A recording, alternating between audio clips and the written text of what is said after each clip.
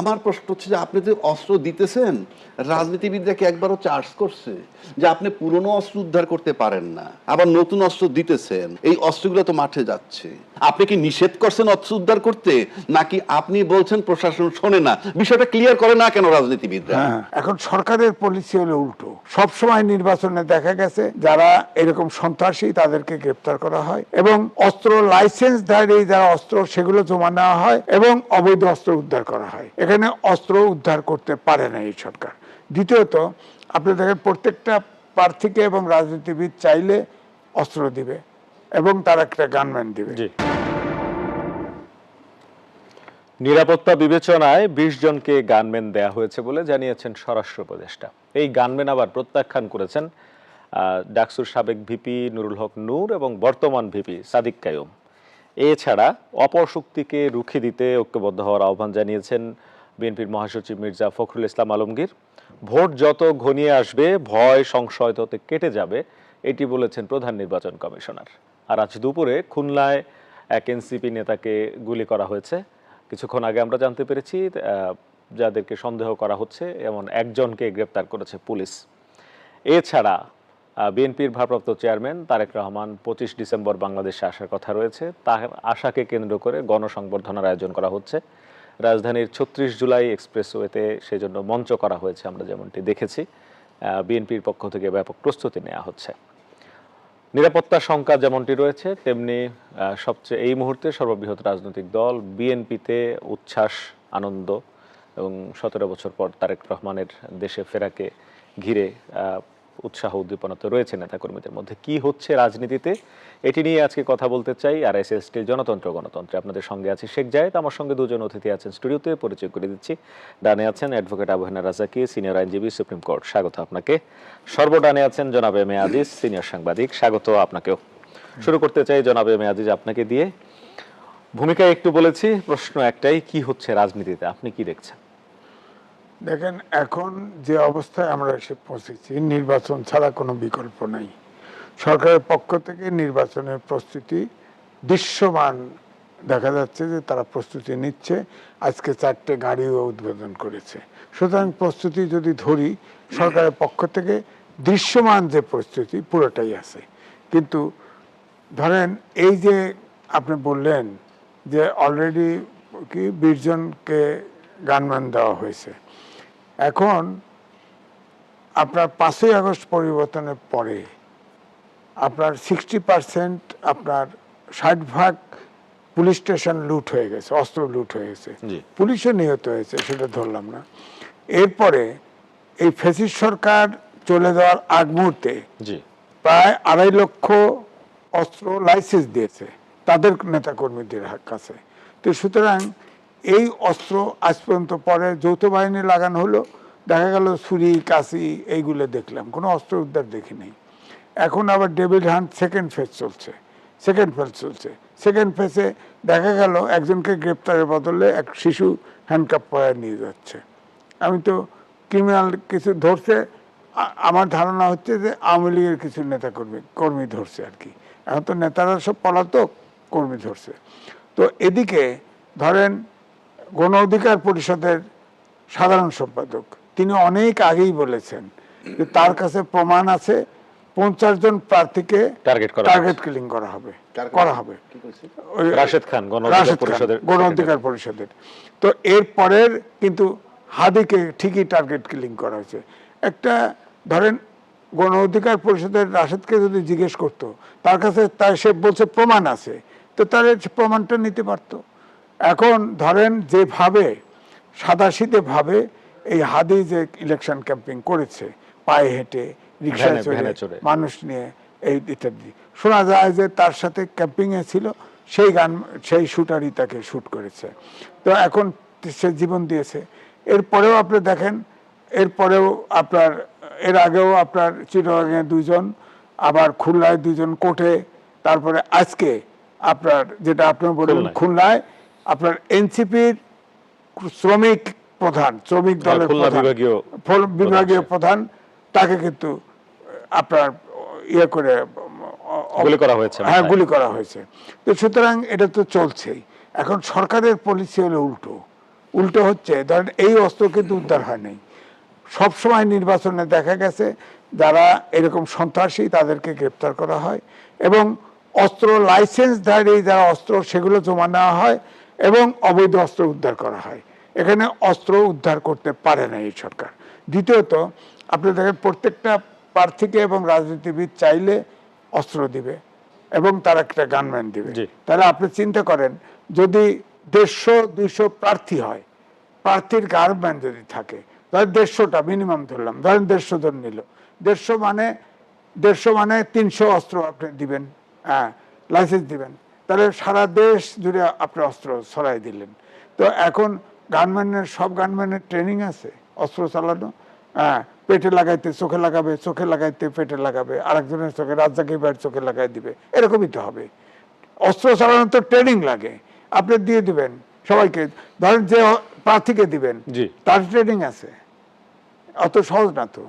অস্ত্র আপনি বলছেন যে সরকার মানে উল্টো কাজ করছে, অস্ত্র উদ্ধার বদলে অস্ত্র দিচ্ছে, আরো দিচ্ছে, দিয়ে সারা দেশটাকে অস্ত্রের ভান্ডার বানায় ফেলতেছে। তাহলে এটা কিভাবে নিয়ন্ত্রিত হবে? আর ইলেকশন যদি হতে হয়, সব স্টেক হোল্ডারের কোঅপারেশন লাগবে, সরকার, ইলেকশন কমিশন, রাজনৈতিক দল এবং ভোটার। আপনি রাজনৈতিক অভ্যুত্থানের শক্তি তো দিতে বিভক্ত।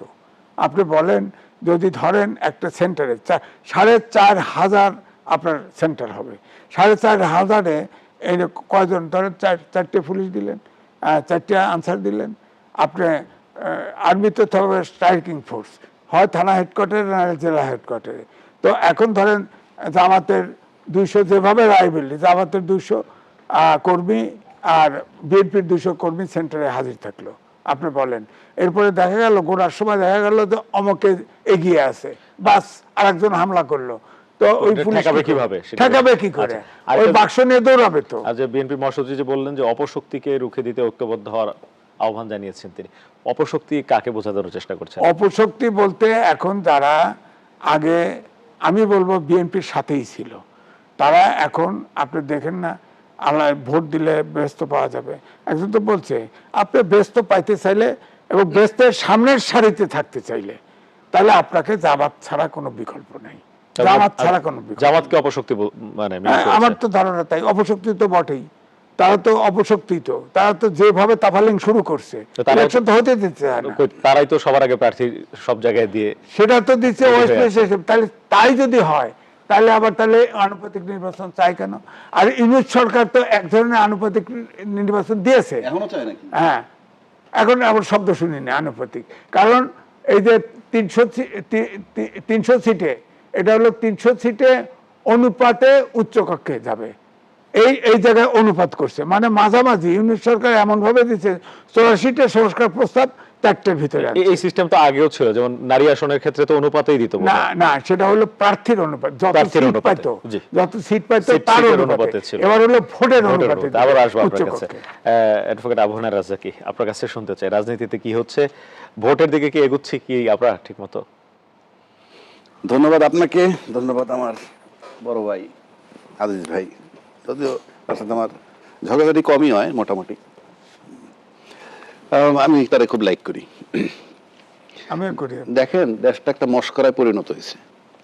কেন বলি আপনাকে, যেমন উনি বললেন যে বেহেস্তের টিকিট দেয় জামাত, বেহেস্তের টিকিট এখন দুই পক্ষেরই দেখি না, যাই হোক, বেহেস্তের টিকিট দিতেছে, কেউ বলতেছে যে আমরা এত কোটি পরিবারে মাসিক এত দিব টাকা ক্ষমতায় আসলে, বলছে না? আচ্ছা, তার মানে কি, একজনে দিবে দুনিয়া আর একজনে দিবে আখেরাত।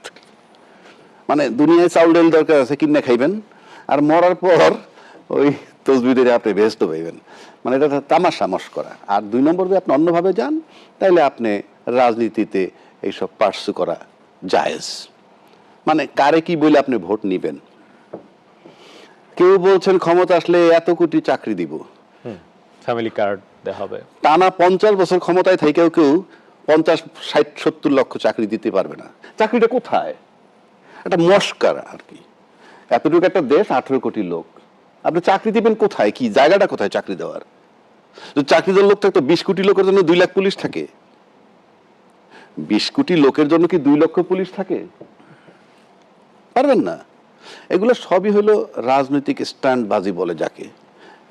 আর রাজনীতিতে আলাপ করি আমরা, যারা টিভিতে আলাপ করি আর যারা শোনে টকশোগুলো যে আমরা করি, দেখুন কমেন্ট দেখেন যে বানান লেখে এমন একটা সার্কেল দেখে, ওই সার্কেলগুলো কি মানুষ ক্যাশ করে।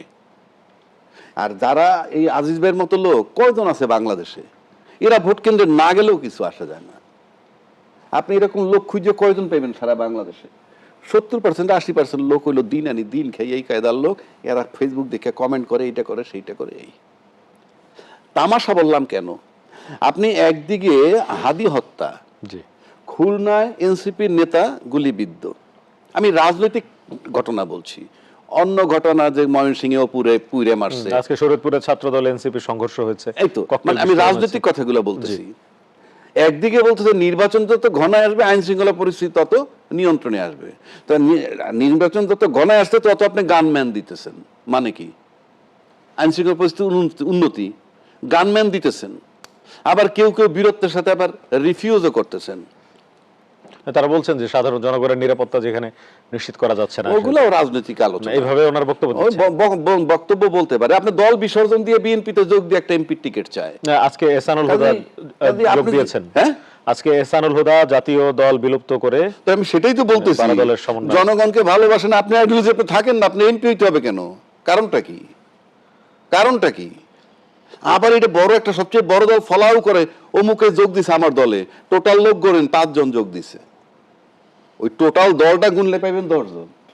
অর্থাৎ সবচেয়ে বড় দলে যে দলটা যোগ দিছে তার যদি 5 কোটি লোক থাকে, তার সাথে 5 কোটি 10 জন লোক হইল, বিনিময় একটা সিট পাবে।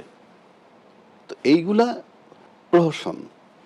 আপনি সরকার অস্ত্র উদ্ধার করতে পারে নাই, কাউন্টার অস্ত্র দিতেছে, যেটা আজিজ ভাই বলল। আমাদের সরকারের খালি আমি দোষ দেই, এই ব্যাটা তো ফেব্রুয়ারি মাসে চলে যাবে নির্বাচন হইলে, নাকি না চলে যাবে না? নির্বাচন হওয়ার পর কার ক্ষমতা আছে 2 দিন থাকার? না, নির্বাচন হলে তো যাবেই। 2 দিন ক্ষমতা থাকবে। এতদিন দিল না কে? সেটা তো আরেক প্রশ্ন, এতদিন দিল না কেন, নিতে পারেন নাই কেন? ক্ষমতায় 5 দিয়ে হাঁটে গেলে যে জীবন থাকতে বলে, এই জন্য ক্ষমতা, 8 মাস ক্ষমতার লোভে। ডাকলেই যাই, আইসা বলি ও বেটা আমেরিকাতে আইছে, ওর কাছে যামু কেন? ওকে, আবার ডাকলে যান কেন? কেউ তো কইতে পারলেন না, আপনি নির্বাচন দিয়ে যান গা।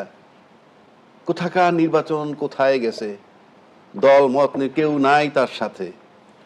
আমার প্রশ্ন হচ্ছে যে আপনি তো অস্ত্র দিতেছেন, রাজনীতিবিদরা কি একবারও চার্জ করছে যে আপনি পুরনো অস্ত্র উদ্ধার করতে পারেন না, আবার নতুন অস্ত্র দিতেছেন? এই অস্ত্রগুলো তো মাঠে যাচ্ছে। আপনি বলতেছেন যে সরকার ব্যর্থ, আমিও বলি সরকার ব্যর্থ। মাঠে ম্যাজিস্ট্রেসি পাওয়ার নিয়ে আর্মি আছে, মাঠে পুলিশ আছে। রাজনীতিবিদরা কি সত্যটা, আপনি ব্লেম গেম না খেইলে গিয়ে জিজ্ঞেস করেন না মাননীয় প্রধান উপদেষ্টা, মাঠে ম্যাজিস্ট্রেসি পাওয়ার নিয়ে আর্মি আছে, পুলিশ আছে, অস্ত্র উদ্ধার হইতেছে না, হাদিরে গুলি মারলো তাকে ফের পাওয়া যাচ্ছে না, কিন্তু ময়মনসিংহে যে কাকে পোড়ায় মারছে পিটাইছে তার আসামি গ্রেফতার করে কিছু রিমান্ডেও নিছে। মানে কেন এই পার্থক্যটা কেন? আপনি কি নিষেধ করছেন অস্ত্র উদ্ধার করতে, নাকি আপনি বলছেন প্রশাসন শোনে না? বিষয়টা ক্লিয়ার করে না কেন রাজনীতিবিদরা? ঠিক এই কি ঠিক এই ব্লেম গেম কেন? Why you are cheating the people? সরকার পারে না, সরকার পারে না। এই সরকার তো শেখ হাসিনার মৃত্যুদণ্ড দিছে। বাংলাদেশে কোন সরকারটা আছে রাজনৈতিক যাইছে শেখ হাসিনার জেল দিবে? বরং কোন নির্বাচিত সরকার আসার পর এই বিচার আর হবে না। I am throwing A challenge. যে দল ক্ষমতায় যাবে বা যারা নির্বাচন করে, একটা লোক কি আজ পর্যন্ত বলছে এই বিচার আমরা কন্টিনিউ করব? বলুক, এই বিচার আমরা কন্টিনিউ করব। বরং আপনি লিখে রাখেন কেন নির্বাচনের জন্য তৎপর, শুধুমাত্র তাদেরকে রিলিভ করার জন্য, যাদেরকে এখনো কাস্টডিতে রাখছে সার্ভিং অফিসার। আমি সার্ভিং অফিসারের বিরুদ্ধে না, আমি বলছি যে অপরাধ করুক। পারবে কেউ? পারবে না। সুতরাং আপনি রাজনৈতিক দল ক্ষমতা আসার মানে হচ্ছে অন্য রাজনৈতিক দলকে সেফ করা। এখন যে প্রশ্নটাই ছিলাম, কেউ প্রশ্ন করে নাই যে আপনি অস্ত্র উদ্ধার করতে কি নিষেধ করছেন, নাকি আপনি বলছেন প্রশাসন কাজ করে না। গেল এক সাইড। সেকেন্ড সাইড আসেন, বাংলাদেশের রাজনৈতিক দল এখন বিরাট ভূমিকা, যেটি মাঠে আছে। আইজিপি গিয়ে জিজ্ঞেস করতে পারছে একবারও যে ভাই অমুকরা গেলে গরম পানি মারেন, অমুকরা গেলে ঠান্ডা পানি মারেন? সরকার বলছে? সরকার বলছে ঠান্ডা পানি গরম পানি পাইছে? প্রশ্নটা করেন না কেন? এই ব্লেম গেম, এই চিটিং দ্য পিপল চলবে না বাংলাদেশে আর। Change is no doubt about it. নির্বাচন হতে পারে, নির্বাচন ক্ষমতায় যেতে পারেন, ভালো হচ্ছে না, হবে না। নির্বাচনও ভালো হবে না, কিছুই ভালো হবে না। নির্বাচন পরিষ্কার, বাংলাদেশের ইতিহাসে জঘন্যতম নির্বাচন হবে এবং রক্তাক্ত নির্বাচন হবে। কারণ আপনি সেদিন হাদি মারা গেছে, আবার আজকে গেল এনসিপির, আজকে মারা যায়নি, বেঁচে আছে। ঠিক আছে, গুলি করছে, আর একজনের নাম বললো 50 জন। আচ্ছা সব বাদ দিলাম, একজনে কয় 50 জন মারবে, তাহলে 2 জন মারছে, 2 জনের গায়ে গুলি মারছে, আরো 48, একটা বার তারা জিজ্ঞাসা করতে, এইটাও সরকার নিষেধ করছে। আমি জানতে চাই, প্রশাসনকে চ্যালেঞ্জ ছুঁয়ে দিলাম কি না করছে, তো কালকে স্টেটমেন্ট দেন না যে সরকার নিষেধ করছে। আরেকজন বলতেছে ইন্ডিয়া থেকে 80 জন লোক, এখানে 80 জন গুনছে, উনি কোন হরিদাস পাল? ওরকম 1 ডজন লোকরে ভারত 10 টাকা দিয়ে কিনে কিনে আমার সন্দেহ। 80 জন, 81ও না, 79ও না। আবার পালায় গেছে, কেমনে কেমনে কেমনে কেমনে পালায়, সব জনগণকে ক্যাচিং। তাকে ডাকেন না কেন? কথার কথা বলছি আমি। এই যে একটা তামাশার রাজনীতি, এবং এগুলো মানুষ খাচ্ছে বিগলিত হইয়া, দিক নির্দেশনা বিহীন দলগুলো চলছে। দেখান না আমার কোন দলটার কি, এখন পর্যন্ত কোন দলটা বলছে যে আমরা ক্ষমতায় গিয়ে এই এই কাজগুলা করব, আমার ফরেন পলিসি হবে এই। তারেক রহমান 31 দফা দিয়েছেন। নূহ নবীর আমলের কাহিনী আমরা শুনলাম সেই দিন, 2 বছর আগে দিয়েছেন, 3 বছর দিয়েছেন, আপনি করবেন ভালো কথা। এইগুলো তো আপনার নিজের গঠনতন্ত্রে আপনি ঢুকান নাই। আপনি যে প্রশ্নটা আমাকে করলেন, আপনি করবেন এটা আমার সংবিধানে ঢুকান লাগবে কেন? আপনার গঠনতন্ত্রে লেখেন না। আমি হোমওয়ার্ক, আমি কালকে কার কার সাথে দেখা করব, আমি কি কি কাজ করব, আমার ডায়েরিতে লিখি না কেন আগে? আমি ক্ষমতা এসে করব, ভালো কথা। তার মানে জবাব হচ্ছে, আপনি বলছেন যে রাজনীতিতে তামাশাই হচ্ছে। তামাশা না তো, তামাশা মস্করা। কারণ একটা কথা দিয়েই রাজনীতিতে করে, সেটা কি? রাজনীতিতে শেষ কথা বলতে কিছু নাই। কোথায় পাইছেন এটা? আপনি আপনার নিজের সন্তানের কাছে একটা বিষয় নিয়ে 2 দিনে 3 পদের কথা বলে দেখেন, কি তোমার এক জোড়া জুতা কিনে দিব, আজকেই কিনে দিব, ওকে। দুপুরবেলা করলেন আজকে তো হচ্ছে না, কালকে কিনবো। কালকে গিয়ে বললেন সপ্তাহে অপেক্ষা করো, you are a liar and you are a cheat. এইটা বলবে সন্তান। আর রাজনীতিবিদরা যে বলে বৈধভাবে প্রতারণা করতেছে। রাজনীতিতে শেষ কথা বলতে কিছু নাই। আমার প্রয়োজনের সাথে নিয়ে মন্ত্রী বানাবো, আর আমার প্রয়োজন না হইলে ভাই তোমার গায়ের থেকে গন্ধ আসে। অনেক ধন্যবাদ। আমরা দুজনকে একটা বিরতি নেই, বিরতি থেকে এসে আরো কথা শুনবো। দর্শক, শুনছিলাম রাজনীতির বর্তমান পরিস্থিতি নিয়ে, কি হচ্ছে এটি নিয়ে দুজন আলোচক বলার চেষ্টা করেছেন। একটা বিরতি নিচ্ছি, ফিরছে একটু পর, সাথে থাকুন। বিরতির পর আবারও স্বাগত। দেখছেন আরএসএল স্টিল জনতন্ত্র গণতন্ত্র। আলোচনায় ছিলাম দেশের রাজনীতিতে কি হচ্ছে এই প্রসঙ্গে। শুরুতে আসতে চাই আজিজ ভাই আপনার কাছে। দীর্ঘ 9 মাসের মতো সময় ঐকমত্য কমিশনে বসে আলোচনা হলো, জুলাই জাতীয় সনদ নিয়ে অনেক কথাবার্তা হলো, তারপরে এটি স্বাক্ষর হলো, অনেক রাজনৈতিক দলতে স্বাক্ষর করলো, গণভোটের সিদ্ধান্ত হলো এবং গণভোট হবে একই দিনে। রাজনীতির মাঠে গণভোট নিয়ে কেউ আর এখন কোনো তেমন কথা বলছেন না। আজকে প্রধান উপদেষ্টা গণভোটে হাত ভোট দেওয়ার আহ্বান জানিয়েছেন। বিএনপির পক্ষ থেকেও গণভোট নিয়ে তেমন বয়ান নেই। জামায়াত অল্প স্বল্প বলেছে যে গণভোটে হার পক্ষে তারা কাজ করবে। গণভোটের বিষয়টি গুরুত্ব পাচ্ছে না কেন? দেখেন, গণভোট রাজনীতি ভাই আগেও জানে এটা অবৈধ, এক অবৈজ্ঞানিক। কারণ 84টা সংস্কার 4 দফার মধ্যে ঢুকাইছে ইউনূস, ঢুকাইছে এর ভিতরে হ্যাঁ অথবা না দিবে। এটাও একটা অবৈজ্ঞানিক সিদ্ধান্ত। মানে মানুষকে কি চালাকিটা, আগে যে রাজনীতি ভাই বলছেন না মস্করা, ইউনূস সাহেব জনগণের কাছে মস্করা করছে। আমি কি ভোট দেবো বলেন? আমি কি ভোট দেবো? 4 দফার ভিতরে আমি 4টে একমত হব?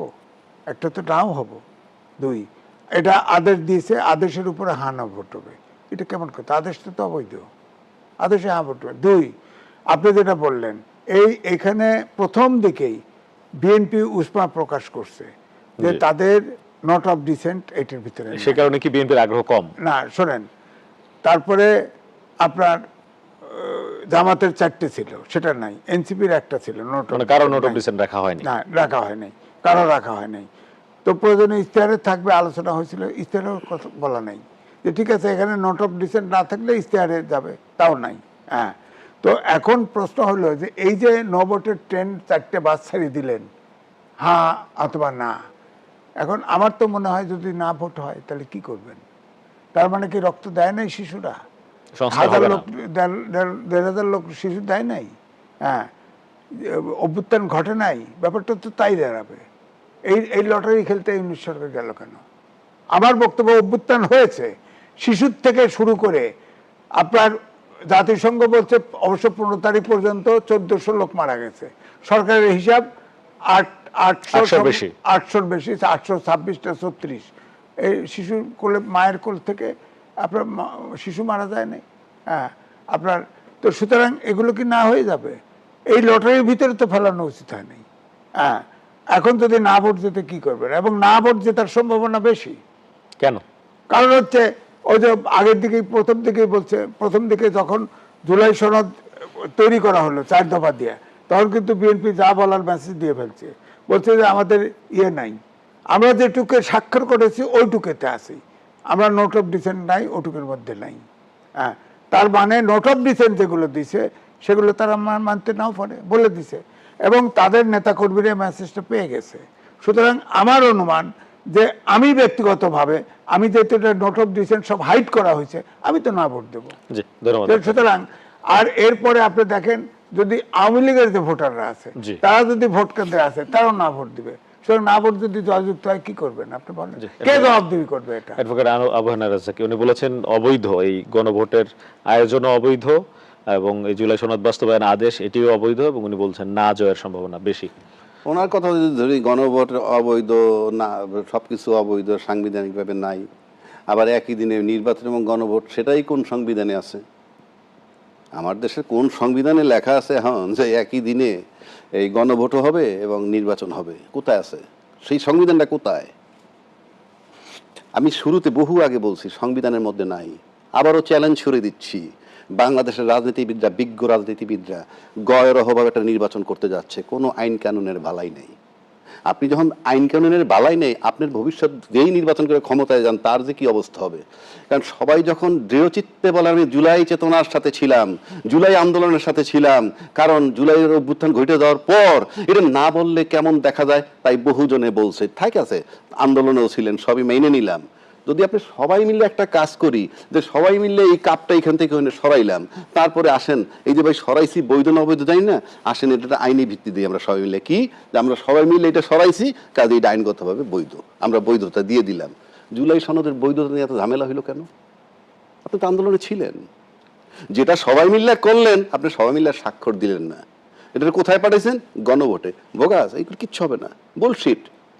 এখন আসেন, গণভোট না হবে, উনি যেমন বললেন, ওনার অধিকার আছে নাতে ভোট দেওয়ার, অফকোর্স আমি সাপোর্ট করি, কারণ আপনার নিজস্ব ইয়ে। বাট ধরেন নির্বাচিত হয়ে যারা ক্ষমতায় যাবেন, আর যদি না ভোট দিয়ে গণভোট ফেল করে, তাহলে জিনিসটা ক্লিয়ার হয়ে গেল আরো, যে কারা জুলাই চেতনা বিরোধী কিংবা কারা জুলাই চেতনার পক্ষে। এবং এখন বাংলাদেশে 3টা রাজনৈতিক ধারা হয়েছে। জি। এক দল ক্যাশ করতেছে মুক্তিযোদ্ধার পক্ষের শক্তি, যেই বয়ান আগে আওয়ামী লীগ করতো, আর এক দল ক্যাশ করতেছে, আইডেন্টিফাইড হয়েছে তারা রাজাকার। যদিও এই মুক্তিযোদ্ধার রাজাকার একসাথে মিলে আবার দেশ চালাইছিল কিছুদিন, সেই চ্যাপ্টারে গেলাম না। তাহলে মুক্তিযোদ্ধা একদল, রাজাকার একদল, মাঝখানে যে ইনকলাব মঞ্চ হইলো, মাঝখানে যে এনসিপি হইলো, এবং হাদির জানাজা যে লক্ষ লক্ষ লোক হওয়ার পর নতুন একটা প্ল্যাটফর্মটাকে আরো কলেবর বৃদ্ধি হইলো, জাগো নেতা আইডেন্টিফাই করার জন্য এখন মসজিদে ইউনিভার্সিটির পাশে ই করলো, এই যে শক্তিটা, এটাকে আপনি কোন দিকে ফেলবেন? এই যে 2টা ভাগ, স্বাধীনতার পক্ষ, এর কোথায় ফেলবেন? জুলাই পক্ষ। হ্যাঁ হ্যাঁ, এদেরকে কোথায় ফেলবেন? 2 দলের কেউ তো না কেউ থেকে রিসিভ করতে হবে, আর যদি রিসিভ না করেন তাইলে কি আইডেন্টিফাই হবে? আইডেন্টিফাই এটা হবে কি? কে মুক্তিযোদ্ধার পক্ষের শক্তি, কে বিরুদ্ধের শক্তি, সেটা তো পরের চ্যাপ্টার। আপনি এই মুহূর্তে এই ফোর্স হলো বাংলাদেশের ফ্যাক্টর। এটার সাথে 71-এর যুদ্ধ আর এক ইতিহাস, এই যুদ্ধের এক্সটেনশন, 71 সালের যে স্বাধীনতার এক্সটেনশন আপনার জুলাই, এটাকে আপনি কি করবেন? এরা আপনি কোন দলে ফেলবেন? আপনি পুরা দেশবাসীর কাছে প্রশ্ন করলাম, এরা কি মুক্তিযুদ্ধের পক্ষের শক্তি নাকি মুক্তিযুদ্ধের বিপক্ষের শক্তি, দেশের পক্ষের শক্তি না দেশের বিপক্ষের শক্তি? আইডেন্টিফাই কিভাবে করবেন? 1 2 এদের এই দল করতে হইলো কেন? এই দলটা করতে হইলো কেন? এনসিপি, আপনি যখন সবাই মিলে আমরা আন্দোলন করলাম, তাহলে এদেরকে করতে হবে কেন? এটা হলো পুরা তারুণ্যের শক্তি, পুরা তরুণ প্রজন্ম এখানে। তার মানে সবাই মিলে আপনি কি তরুণ প্রজন্ম রিজেক্ট করতে চান, আর সেই তরুণ প্রজন্ম এটাকে মেনে নেবে বলে আপনি চিন্তা করতেন? Of course not. That is the second phase of July, I am telling you. গল্প যে যত করেন, আপনি নির্বাচন করতে পারেন, নির্বাচন করেন, রক্তাক্ত নির্বাচন হবে। কেউ যদি বলে নির্বাচনে আমি নির্বাচন চাই, আপনি নির্বাচন মানে কি? নির্বাচন মানে কি তামাশা নাকি? আপনি হাদির মাথায় অপারেশন করা যাচ্ছে না। আবার বিশিষ্ট আমাদের সম্মানিত বেগম খালেদা জিয়াকে বিদেশে নিতে পারতেছিল না, কারণ স্টেবল হয় নাই। আর তার মানে কি হাদির অপারেশন করা যাচ্ছে না, অপারেশন করতে গেলে বডি স্টেবল করতে হয়, কথা আসছে তো? জি। তার মানে কি নির্বাচনটাকে যদি ব্রেন টি অপারেশন ধরেন আর নির্বাচনের মাঠটাকে যদি বডি ধরেন, বডি স্টেবল হইতে হবে। টোটাল দেশ জানে যে বডি স্টেবল না, নির্বাচনের মাঠ স্টেবল না, তারপরে আপনি খালি নির্বাচন করে ক্ষমতায় যান, তাহলে হাদির অপারেশন হইল না কেন? তাহলে আমাদের ম্যাডাম দিয়ে বিদেশে গেল না কেন? তার মানে বডি পারমিট করে না। কাজে নির্বাচনের মাঠ যদি আপনাকে বডির সাথে কম্পেয়ার করেন হাদির, তাহলে এটা হলো নির্বাচনের মাঠ, হলো সেই বডি, আর ব্রেইন হলো নির্বাচন। আগে স্টেবল করেন। মাঠে দিতেছেন অস্ত্র, মাঠে দিতেছেন এইটা সেইটা, আপনি জুলাই আন্দোলনের ধার ধারতেছেন না, কিছুই ধার ধারতেছেন না, করেন না নির্বাচন, রক্তাক্ত নির্বাচন হবে। আমি আবারও বলতেছি বাংলাদেশের জঘন্যতম রক্তাক্ত নির্বাচন হবে। অনেক ধন্যবাদ দুজনকে। আবার বিরতির সময় হচ্ছে, বিরতি থেকে এসে আবার কথা বলবো। দর্শক, একটা বিরতি নিচ্ছি, ফিরছি একটু পর, সাথে থাকুন। বিরতির পর আবারও স্বাগত। দেখছেন RICL স্টিল জনতন্ত্র গণতন্ত্র। কথা বলছিলাম চলমান রাজনীতি নিয়ে, কোন দিকে যাচ্ছে রাজনীতি, কি হচ্ছে রাজনীতিতে। কথা প্রসঙ্গে অ্যাডভোকেট আবু হেনা রাজ্জাকি বলেছেন যে এই নির্বাচন হবে রক্তপাতের নির্বাচন। জনাব এম এ আজিজ, আপনার কাছে জানতে চাই, নির্বাচনে রক্তপাত ঠেকাবে কি করে? সরকার তো ফুয়েল দিছে, অস্ত্র দিচ্ছে না, এই অস্ত্র তো থাকবে, অবৈধ অস্ত্র মাঠে আছে। সুতরাং অভ্যুত্থানের শক্তি, বিশেষ করে আমি বলবো বড় দুই দলের ভিতরে যদি একটা নিরপেক্ষ নির্বাচন করার ব্যাপারে সহযোগিতা না করে, রক্তপাত তো দূরের কথা, ইলেকশনই করা সম্ভব না এই সরকারের পক্ষে। ইলেকশনে হয়তো হবে না, আপনি ভুলে গেলে চলবে না 111 সরকারের 3 বার শিডিউল পিছাইছে, তারপরে কিন্তু সরকার টেকে নেই। সুতরাং এটা ভাবার কোনো কারণ নাই যে নির্বাচন হতেই হবে, হবেই, এরকম না। কারণ অভ্যুত্থানের শক্তিরা এমনভাবে দ্বিধা বিভক্ত, সেখানে নির্বাচন হওয়ার মতো আপনার স্টেক হোল্ডার, সবচেয়ে বড় স্টেক হোল্ডার হচ্ছে আপনার রাজনৈতিক দল। জি, রাজনৈতিক দলগুলো দায়িত্বশীল আচরণ আপনি দায়িত্বশীল আচরণ করছে না তো, করছে না তো, এবং ইলেকশনের দিন করবে না, করবে না, কারণ তাদের সবাইকে জিততে হবে, সুতরাং করবে না। তো রাজনীতি ভাই যদি রক্তপাত করেছে, আমি বলবো রক্তপাতের মধ্যে দিয়ে নির্বাচন বন্ধ হবে। জি, ধন্যবাদ আপনাকে। রাজ্জাকি ভাই, নির্বাচন বন্ধ হলে তাহলে আমরা যাবো কই? উনি বলছেন যে নির্বাচনই বন্ধ হয়ে যাবে। কারো জন্য কিছু আটকায় থাকে না।